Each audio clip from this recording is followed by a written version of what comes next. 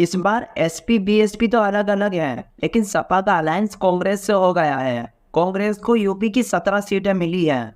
UP की 2 Lok Sabha seat Raebareli और अमेठी कांग्रेस का गढ़ माना जाता है। रायबरेली की सीट से सोनिया गांधी 2004 से ही जीतती हुई आ रही हैं। 2014 में मोदी लहर के बावजूद सोनिया गांधी ने इस सीट को 3.5 लाख वोटों से जीती थी। ये वही सीट है जिस पर इंदिरा गांधी भी इलेक्शन लड़ती थी। इमरजेंसी के समय जयप्रकाश नारायण ने इंदिरा गांधी को यहीं से हराया था। लेकिन इस बार सोनिया गांधी हेल्थ कंसर्न के चलते लोकसभा इलेक्शन नहीं लड़ेंगी। वे पहले ही राज्यसभा जा चुकी है।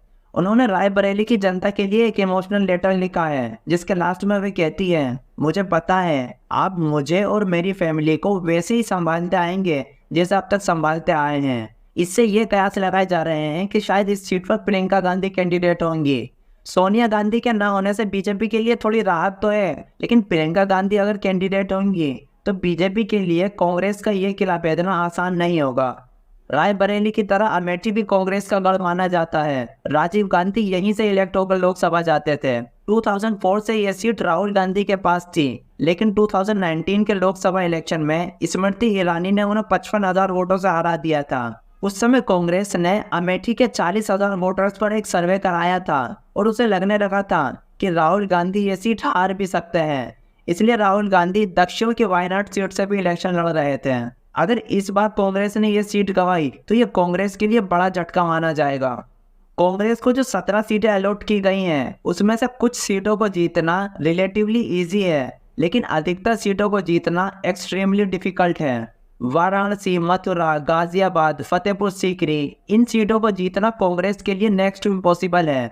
वाराणसी से खुद prime minister Narendra Modi candidate होंगे, जबकि गाजियाबाद वह सीट है जिसे बीजेपी ने मोर देन 5 लाख वोटों के मार्जिन से जीता था। सहारनपुर में कांग्रेस के पास इमरान मसूद के रूप में एक स्ट्रॉन्ग कैंडिडेट भी है और ये मुस्लिम डोमिनेटेड सीट भी है। 2019 में एसपी बीएसपी अलायंस के बाद भी इमरान मसूद को 2 लाख से ज्यादा वोट मिले थे। अमरोहा सीट 2019 में बीएसपी के पास आई थी।